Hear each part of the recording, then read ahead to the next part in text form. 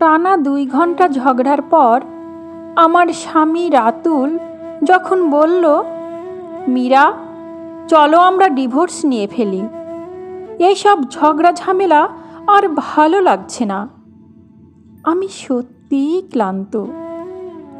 ওর মুখের দিকে তাকিয়ে আমি প্রথম রিয়েলাইজ করলাম আমার ওর প্রতি আর কোনো টান অনুভব হচ্ছে না। ওর এই কথায় আমি মোটেও কষ্ট পাচ্ছি না, কারণ আমি নিজেও অনেকবার ভেবেছি আর পারা যাচ্ছে না। রাতুল ভেবেছে আমি কোনো বাঁকা উত্তর দেব, কিন্তু হঠাৎ চুপ হয়ে সায় দেওয়াতে ও অবাক না হলেও স্বস্তি পেল। দুইজনে মাথা নেড়ে সায় দিলাম। কাল এই ব্যাপারে ফ্যামিলির সবাইকে জানাবো। ঘুমন্ত বাচ্চাদের দিকে তাকিয়ে আজকের মতো আমরা শান্ত হলাম। 10 বছরের সংসার, অ্যারেঞ্জ ম্যারেজ। তাও বিয়ের আগে 3 মাস ভালোই প্রেম করেছি দুজন। বিয়ের পরেও ভালোই স্বাভাবিক ছিলাম। প্রথমে বড় মেয়েটা হওয়ার পর থেকে আমি মেয়ে নিয়ে এত ব্যস্ত হয়ে পড়ি, দুজনের মধ্যে দূরত্ব বাড়ে। মেয়ে নাকি বাবার ভাগ্য আনে এই শুনিয়ে রাতুলও বড় পোস্ট পেয়ে ব্যস্ত হয়ে পড়ল। বাসায় ফিরলে মেজাজ থাকে তুঙ্গে। প্রথমে আমি চুপ থাকলেও সারাদিনে বাসায় মেয়ের পেছনে ঘুরে ঘরের কাজ সামলে আমার মেজাজও সপ্তম আকাশে। বছর 2 পর ছেলেও হলো। সব চাহিদা ঠিকঠাক পূরণ করলেও দুজনের মধ্যে প্রায় কথা কাটাকাটি, ঝগড়া ঝামেলা লেগেই থাকে।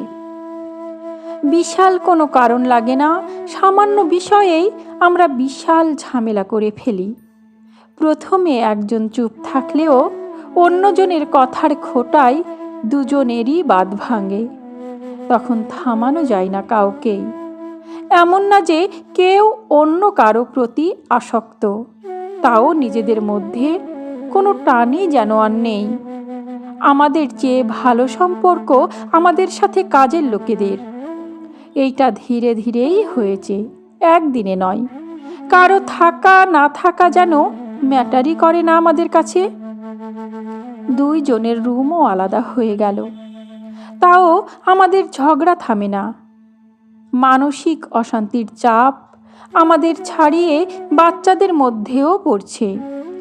আমরা ভালোই বুঝতে পারি, তবে রাগ হলে নিজেদের থামাতে পারি না। এই সমস্যা শুধু আমাদের নয়, এমন অনেক ফ্যামিলিতেই আছে। পরের দিন মা বাবার রুমে গিয়ে আমাদের ডিভোর্সের কথা বলায় মা তার উলের কাঁটা থামিয়ে আমাদের দিকে একবার তাকালো। বাবাও বইয়ের পাতা উল্টে একবার তাকিয়ে বলল, তোমরা দুজনেই প্রাপ্তবয়স্ক, তোমাদের নিজেদের সিদ্ধান্ত নেওয়ার পূর্ণ অধিকার আছে। আমি আর রাতুল একজন আরেকজনের দিকে তাকালাম। মা বাবার এমন ভাবালেশ কথায় আমরা যেন আহত হলাম। কেন বুঝতে পারলাম না। আমি বললাম, আপনাদের কোনো সমস্যা নেই? দুজনেই একসাথে বলে উঠল, আমাদের কি সমস্যা থাকবে? বাবা বইয়ের পাতা উল্টে বললেন, তোমাদের জীবন, তোমাদের সিদ্ধান্ত, আর প্রতিদিন ঝামেলা হওয়ার থেকে এইটাই ভালো। আমরাও একটু শান্তিতে ঘুমাতে পারবো রাতে, নয়েজলেস। আমরা বেশ লজ্জাই পেলাম। আসলে ঝগড়া করার সময় আমাদের খেয়াল থাকে না পাশের রুমে মা বাবার অসুবিধা হচ্ছে। রাতুল বলে উঠল, আর বাচ্চারা? মা উঠে ওনার সুতার বক্সে কাটা রেখে বললেন, ওরা কি? ওরা তো কোনো সমস্যা না। সমস্যা তোমাদের মধ্যে। তোমরা সিদ্ধান্ত নেবে কার কাছে কতদিন রাখবে। ওদের ওপর দায় চাপিয়ে নিজেদের জীবন নষ্ট করার কোনো মানে হয় না। এইভাবে চলতে থাকলে ওদেরই লাইফে বিরাট প্রভাব ফেলবে। মা বাবার এমন কথায় আমরা অবাক না হয়ে পারছি না। মা আবার বলল, তবে তোমরা যদি আমাদের থেকে অনুমতি চাও, আমাদের একটা শর্ত তোমাদের পালন করতে হবে। কি শর্ত? তেমন কঠিন কিছু না। 1 মাস তোমাদের 1 ঘন্টা করে একটা রুমে কাটাতে হবে। দুজনেই তাচ্ছিল্যের একটা হাসি দিলাম, যেন কোনো ছেলে মানুষই আবদার। বাবা এইবার গম্ভীর গলায় বলে, উই আর সিরিয়াস। বাবার কথার উপর কোনো কথা হয় না। মা বলল, 10 বছর এক ঘরে এক বেডে কাটিয়েছ, আমাদের জন্য 1 ঘন্টা কাটাবে তোমরা একা। রুমে তোমরা কি করছো এইটা ম্যাটার করে না, যে যার মতো থাকবে। কথা না বলে জাস্ট 1 ঘন্টা পর তোমরা বেরিয়ে আসবে, এরপর যা ইচ্ছে করো। রাতুল 8টায় ফেরে, তোমরা 9টা থেকে 10টা 1 ঘন্টা রুমে কাটাবে, এরপর যে যার রুমে। তখন রান্না বান্না, বাচ্চাদের পড়ালেখা। মা হাত তুলে থামিয়ে বলে, সন্ধ্যা থেকে এনাফ টাইম থাকে, রান্না শেষ করবে। না পারলে আমি আছি, আর বাচ্চাদের তো তোমাদের ছাড়া থাকতেই হবে, তোমাদের একসাথে পাবে না। তাছাড়া তোমরা নতুন জীবনও শুরু করবে, তখন ওদের তোমাদের ছাড়া থাকতে হবে। এখন অল্প অল্প করে অভ্যাস করালে তো তোমাদেরই সুবিধা। মা কথাটা সত্য বললেও শুনতে খুব একটা ভালো লাগছে না। মা বাবার কথা অমান্য কেউ করি না, তাই অগত্যা মাথা নেড়ে সায় দিলাম। নিত্য কাজে ব্যস্ত হয়ে গেলাম, মায়ের শর্ত ভুলে গেলাম। রাতুল অফিস থেকে ফিরে ফ্রেশ হয়ে বসার পর মা এসে বলল, যাও, তোমাদের টাইম শুরু হচ্ছে এখন। রাতুল খেলা দেখছিল, বিরক্ত সুরে বলে, এইসব ছেলে মানুষের কোনো মানে হয় না মা। এই সবে আমাদের সম্পর্কে কোনো প্রভাব ফেলবে না, ইট জাস্ট ফিনিশ। আমি রিধিকে হোমওয়ার্ক করাচ্ছিলাম। মা আমাকেও টেনে তুলে রুমে ঢুকিয়ে দিল, রাতুলকেও। রাতুল বিরক্ত হয়ে চেঁচিয়ে উঠল, আজীবন জ্বালিয়ে মারবে তোমরা আমাকে, খেলাটাও দেখতে দিচ্ছ না। মা রিধির সামনে বসে হোমওয়ার্কের খাতাটা টেনে নিয়ে বলে, ল্যাপটপে দেখো। আরে হ্যাঁ, কেউ কারো সাথে কথা বলবে না কিন্তু। মা দরজা লক করে দিতেই রাতুল আমার দিকে বিরক্ত চোখে তাকিয়ে ল্যাপটপ খুলে খেলা দেখতে শুরু করলো। আমি টুকটাক ঘর গুছিয়ে রাখলাম, কেউ কোনো কথা বলছি না, যেন আমাদের কোনো কথাই নেই বলার জন্য। সময়টা যেন যাচ্ছে না। আমি বিছানায় শুয়ে পড়লাম। রাতুলের ল্যাপটপে খেলার শব্দে ঘুমোতে পারছি না। মা কথা বলতে নিষেধ করেছে, জানি এখন ভলিউম ছোট করতে বললে ঝগড়া হবে, তাই মাথায় বালিশ চাপা দিয়ে শুয়ে পড়লাম। কখন ঘুমিয়ে পড়লাম খেয়াল নেই। যখন মায়ের ডাকে ঘুম ভাঙল, তখন ও রাতুল খেলা দেখছে। এইভাবে মা 4 দিন টেনে ধরে আমাদের রুমে ঢুকিয়ে দেয়। আমি ঘুমিয়ে পড়ি, রাতুল ল্যাপটপে খেলা দেখে কিংবা কাজ করে। বাচ্চারা প্রথমে বিরক্ত করলেও কয়েকদিন পর ওরা নিজেদের মধ্যে ব্যস্ত হয়ে পড়ল। আমি ঘুমিয়ে পড়তাম রুমে, সে 1 ঘন্টা। খেয়াল করলাম রাতুল ভলিউম ছোট করে দিত আমি যখন বিছানায় যাই। শরীরটা কেমন যেন ফ্রেশ মুডে থাকে এখন। খিটমিটে ভাবটা কিছুটা কমেছে, ঘুম আসছে না পরের দিন। তাই বইয়ের তাকে ধুলো জমা বইগুলো ঝেড়ে নিয়ে আবার পড়তে শুরু করলাম। এক সময় রোজ বই পড়তে হতো, ভাত না খেলেও চলবে, তবে বই যেন থাকে। পাক্কা 7-8 বছর পর হাত পড়ল বইয়ে। বইও কিনি না অনেক বছর। রাতুল তখন প্রতি জন্মদিন 1 গাদা বই দিত, এখন তো মনেই থাকে না। রাতুল আজ অফিসের কাজ নিয়ে বসেছে, আমি বিছানায় উপর হয়ে শুয়ে বই পড়ছি। কেউ কারো সাথে কথা বলিনি 5 দিন, মনোযোগ দিয়ে বই পড়ছি। পাতা উল্টাতেই টুপ করে নিচে পড়ল একটা শুকনো গোলাপ আর চিরকুট, রাতুলের দেওয়া কোনো এক জন্মদিনে। আমি খুব উৎসাহ দিয়ে রাতুলকে ডাক দিলাম, এই দেখো। রাতুল কাজ করতে করতে বিরক্ত চোখে ফিরে তাকালো। গোলাপ আর চিরকুটটা দেখে উঠে আলতো হেসে হাতে নিল। কবের এইটা? চিরকুটের পাতা উল্টে দেখলাম লেখা আছে 2011। দুজনের মধ্যে একটা নস্টালজিয়া ভাব এলো। বইগুলো উল্টে উল্টে দেখতে লাগলাম আমি। আরও অনেকগুলো চিরকুট বেরিয়ে এলো। আমি ব্যঙ্গ সুরে বললাম, কি বিশ্রী হাতের লেখা। অন্য সময় হলে রাতুল রেগে যেত। আজ বলল, এই বিশ্রী হাতের লেখাই তো প্রেমে গদগদ হতে। আমি ফিক করে হেসে দিলাম। রাতুলও দাঁড়িয়ে হাসছে। আমি ওর দিকে মুখ তুলে তাকিয়ে দেখতেই ও থেমে গেল। মনে হলো কত বছর আমাদের নিজেদের একসাথে হাসাও হয় না। আরও 2-4 দিন যাওয়ার পর যাকে আর জোর করে আমাদের রুমে পাঠাতে হয় না, আমরাই চলে আসি রুমে। রাতুলের সাথে খুব যে কথা হচ্ছে তা কিন্তু না, তবে ওর ওখানে বসে থাকাটাও যেন ভালো লাগছে। তবে আমি মোটেও তা প্রকাশ করছি না। খেয়াল করলাম আমাদের কথা না হলেও একটা টান অনুভব করছি। ও অফিস গেলে আমি ওকে মিস করছি। অনেক বছর হলো মোবাইলে আমাদের দরকার ছাড়া কথা হয় না। তার ডিউরেশন মিনিট 2-এর বেশি হয় না। দুপুরে রাতুল ফোন দিল, খেয়েছি কিনা, বাচ্চারা খেয়েছে কিনা। আর কোনো কথা খুঁজে না পেয়ে রেখে দিলেও যেন ওর সাথে কথা বলার ইচ্ছেটা বাড়ছে। সেদিন রাতুল অফিস থেকে যখন ফিরল, বাসা ভর্তি গেস্ট, আর 1 ঘন্টা কাটানোর সুযোগ নেই। আমি রান্নাঘরেই ছিলাম।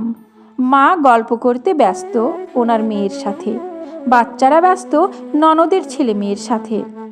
রাতুল রান্নাঘরে এসে দাঁড়িয়ে আছে দেখে আমি হেসে বলি, 1 ঘন্টার শাস্তি ভোগ করতে এসেছো?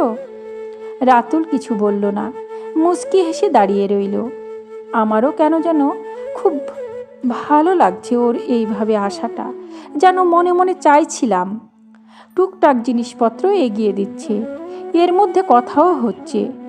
কোনো মজার কথা নেই, তাও যেন ভালো লাগছে। হয়তো অনেক বছর পর এইভাবে ঝগড়া ছাড়া কথা হচ্ছে তাই। 10 দিন পার হয়ে গেল। আমরা ঘন্টা পার হওয়ার পরও যেন রুম থেকে বের হতে চাই না। কাছাকাছি পাশাপাশি বসে নেই, তাও বই পড়তে পড়তে আমি বলে উঠি, কত বছর কোনো মুভি দেখি না। রাতুল ওর ল্যাপটপ সামনে এনে বলল, বাংলা দেখবে নাকি হিন্দি? দুজনেই সার্চ দিয়ে ভালো একটা মুভি দেখা শুরু করলাম। মুভি শেষ হতে হতে অনেক রাত। দুজনেই জেগে রইলাম। মুভির নেশায় পেয়ে বসলো। পরের দিন আবারও একটা নতুন মুভি। এখন পাশাপাশি ঘেঁষাঘেঁষি করতে বসতে যেন কোনো বাধা নেই, আড়ষ্টতা নেই। হাসতে হাসতে গড়িয়ে পড়ি একজন আরেকজনের গায়ে। রোমান্টিক সিনে চোখে চোখ তাকিয়ে হেসে উঠি। সারাদিন অফিস শেষে রাতুল ক্লান্ত থাকে, চোখ লাল হয়ে যায় আমারও। তাও আমরা একসাথে জেগে থাকি। আর আলাদা রুমে যাওয়া হয় না ওর, মেয়ের পাশেই শুয়ে পড়ে। এই 1 ঘন্টার জন্য যেন আমরা অপেক্ষা করা শুরু করলাম। 15 দিন শেষ। রাতুল রুম থেকে বের হয়ে মুভি দেখার জন্য ডাকলো। মা বলে উঠল, 15 দিন শেষ, এখন আর শাস্তি ভোগ করার দরকার নেই। রাতুল অবাক হয়ে বলল, শাস্তি? হ্যাঁ, তোদের 1 ঘন্টা থাকার জন্য যে শাস্তি দিয়েছিলাম। রাতুল বলল, তুমি 1 মাস বলেছিলে। বলেছিলাম, তবে এখন কমিয়ে এনেছি। ভাবলাম অত্যাচার করে ফেলছি, শুধু শুধু ছেলে মানুষই করছি। তোরা কাল গিয়ে ডিভোর্স ফাইল করতে পারিস। রাতুল আর আমি চোখাচোখি হলাম। আমরা ভুলেই গিয়েছিলাম আমরা কেন এইটা শুরু করেছিলাম। মা আয়েশি ভঙ্গিতে সোফার উপর পা তুলে বলে, আর যাওয়া লাগবে না মীরার ওই রুমে। যাও বৌমা, আমার জন্য একটু ডিম ভুনা করো। দুপুরে মাছে লবণ বেশি দিয়েছিলে, খেতে পারিনি। রান্নার তোমার মনোযোগ নেই আজকাল। আমি উঠতেই রাতুল আমার হাত ধরে মায়ের দিকে তাকিয়ে বলে, তুমি 1 মাস বলেছিলে কিন্তু। মীরা এখন রান্নাঘরে যাবে না রুমে যাবে। আমাকে টেনে রুমে নিয়ে গিয়ে দরজা লক করে দেয়। আমার নতুন বউদের মতো লজ্জা লাগছে। বিয়ের পর জামাই রুমে ডাকলে নতুন বউয়ের যেভাবে লজ্জায় মাথা কাটা যায়, ঠিক সেভাবে। আমি হাসি চেপে রাগি রাগি মুখ করে বললাম, এইটা কি হলো? কি হলো? মুভি দেখতে ডাকলাম আমি। এইভাবে তো কিভাবে টানবো? তোমার কি ইচ্ছে নেই মুভি দেখার? তাহলে যাও। আমি হাসি চেপে দরজার দিকে এগিয়ে যেতেই রাতুল আবার হাত চেপে ধরে বলে উঠল, খবরদার বের হবে না। আমি অট্ট হাসিতে গড়িয়ে পড়ি। রাতুল বোকা বোকা মুখ করে তাকিয়ে আছে। পরের দিন বাবা একটা ফর্ম এনে বলে, এই নাও, আজ একটা কাজে গিয়েছিলাম কোর্টে, তাই ফর্মটা নিয়ে এলাম, পূরণ করে কাল পরশু জমা দিয়ে আসিস তোরা গিয়ে। আমরা দুজনেই পড়ে দেখলাম বাবা ডিভোর্সের ফর্ম এনেছে। রাতুল আমার দিকে আহত চোখে তাকালো, যেন আমি কি বলি দেখতে চাইছে সে। দুজনেই চুপ করে আছি দেখে বাবা বলে, কিরে, কি সমস্যা?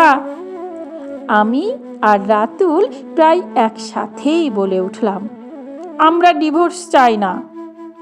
মা বাবা চোখাচোখি হলো, যেন ওরা হাসি চেপে রাখতে চাইছে। বাবা বেশ গম্ভীর মুখে বলল, তোমরাই তো বলেছিলে, আবার এখন উল্টে যাচ্ছ। আমরা যেন কোনো কথাই খুঁজে পাচ্ছি না। এখন আমার অদ্ভুত এক অনুভূতি হচ্ছে, যেন কোনো কিশোরীকে তার মা বলছে তার প্রিয় মানুষটিকে ভুলে যেতে। আমার ভীষণ মন খারাপ লাগছে।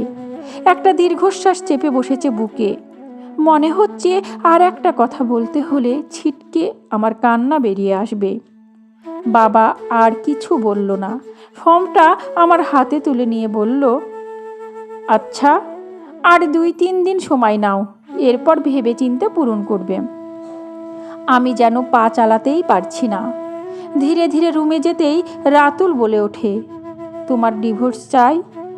আমি চুপ করে আছি দেখে ও আমার কাছে এসে বলে, তোমার কি ডিভোর্স চাই এখন মীরা? আমি কোনো শব্দই যেন বের করতে পারছি না। মুখ তুলে ওর দিকে তাকাতেই চোখের পানি গড়িয়ে পড়ল। রাতুলও কোনো কথা না বলে গভীর চুমু দিয়ে জড়িয়ে ধরল। আমার তীব্র কাঁপুনি দিয়ে কান্না বেরিয়ে আসছে। রাতুল আরও জোরে জোরে জড়িয়ে ধরে আমাকে।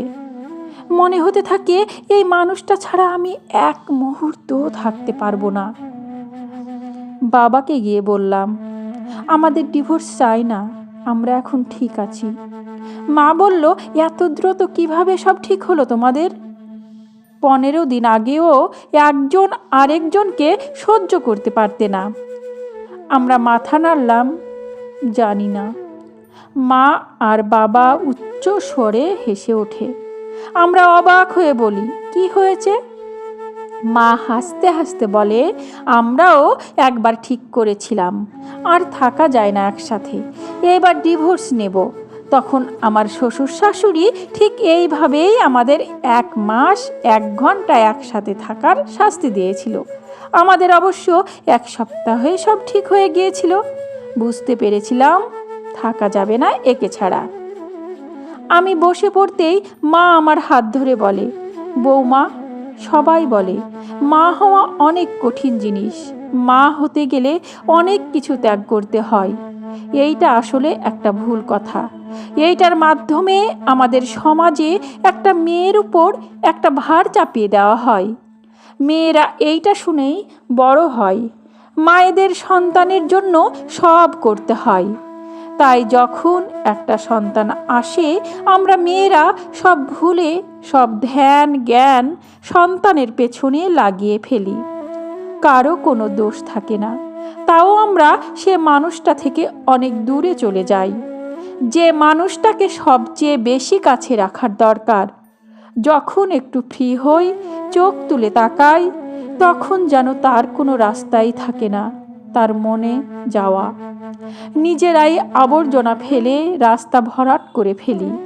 কেউ কাউকে বুঝতে পারি না। মনে হয় সে আমাকে আর ভালোবাসে না, কেয়ার করে না, অনুভূতি নেই।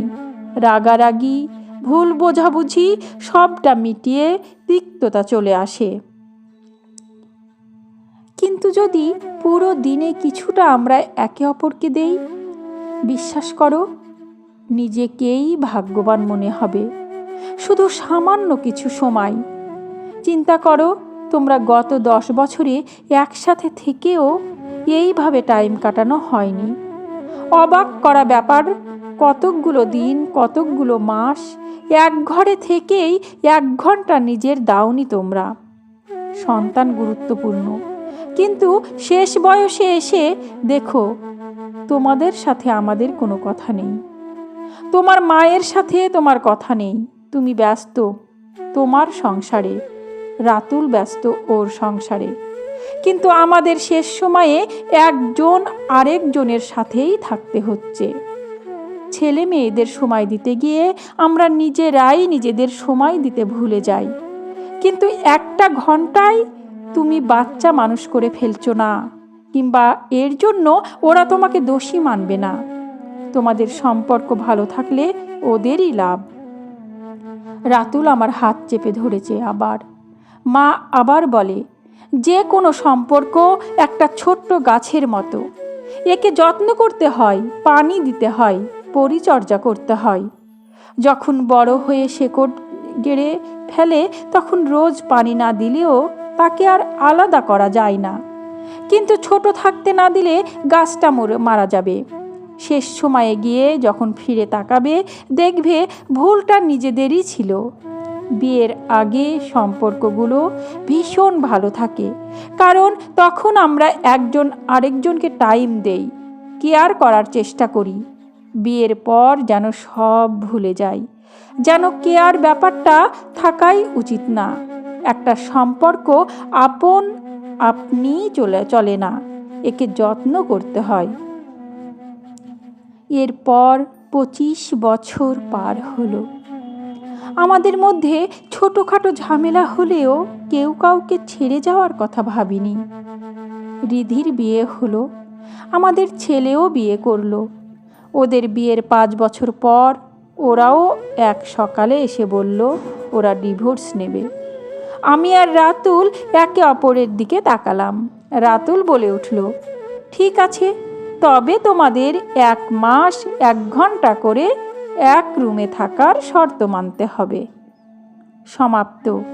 গল্প 1 ঘন্টার শাস্তি। কলমে দোলনা বড়ুয়া তৃষা, কণ্ঠে আমি রোজি।